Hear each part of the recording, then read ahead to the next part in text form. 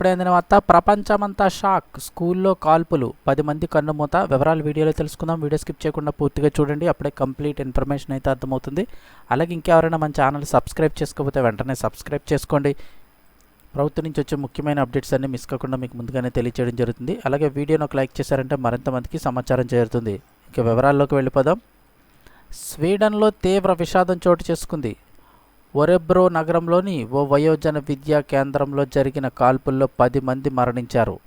రాజధాని స్టాక్హోమ్కు పశ్చిమాన 200 కిలోమీటర్ల దూరంలో ఉన్న రిస్బర్గ్ పాఠశాలలో మంగళవారం మధ్యాహ్నం 1 గంట ప్రాంతంలో దుండగుడు కాల్పులు జరిపినట్టు స్థానిక కథనాలు వెల్లడించాయి. పాఠశాలలో ఎక్కువ మంది విద్యార్థులు ఉన్న టైంలో ఘటన జరిగింది. ఈ విషయాన్ని స్వీడన్ పోలీసులు సైతం ధృవీకరించారు.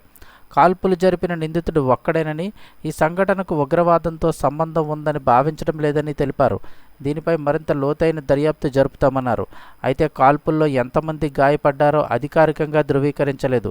కాల్పులతో ఉపాధ్యాయుడు, విద్యార్థులు తీవ్ర భయభ్రాంతులకైతే గురయ్యారు. ఈ ఘటనపై స్వీడన్ ప్రధాని క్రిస్టర్సన్ విచారం వ్యక్తం చేశారు. స్వీడన్ చరిత్రలో విచారకరమైన రోజని తెలిపారు.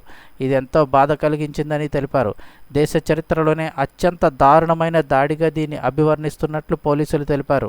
ఈ ఘటన స్వీడన్లో అయితే కనుక ఒరెబ్రో నగరంలోని వయోజన విద్యా కేంద్రంలో జరిగింది. 10 మంది అయితే మరణించారు. ఇంకా దీనిపై మరింత సమాచారం అయితే రావాల్సి ఉంది.